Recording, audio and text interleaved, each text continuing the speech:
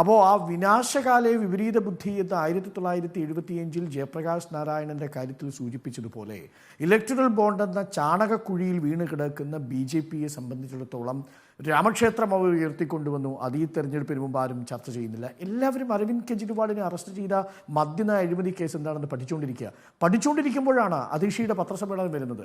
എന്താണോ ഈ കേസിൽ അരവിന്ദ് കെജ്രിവാളിനെതിരെ ഒരു സംശയത്തിൻ്റെ നിഴലെങ്കിലുമായി EDക്ക് ചിത്രീകരിക്കാൻ സാധിച്ചത്, അതുമായി ബന്ധപ്പെട്ട് മാപ്പുസാക്ഷിയായി ആദ്യം പ്രതിയായി, പിന്നീട് മാപ്പുസാക്ഷിയായി, പിന്നീട് പുറത്തു വന്ന ഈ ശരത്ചന്ദ്ര റെഡ്ഡിയുടെ അതേ കമ്പനി തന്നെ 59 കോടി രൂപ BJPക്ക് ഇലക്ടറൽ ബോണ്ട് കൊടുത്തു, അതൊരു വലിയ അഴിമതിയാണ് എന്ന ഒരു പ്രസ്താവന കൂടി വന്നിരിക്കുന്നത്. അപ്പോൾ രാമക്ഷേത്രം അടക്കമുള്ള വിഷയങ്ങൾ ചർച്ച ചെയ്യപ്പെടാതെ പോകുന്നു എന്നുള്ളതാണ് ഒരു പ്രധാനപ്പെട്ട കാര്യം.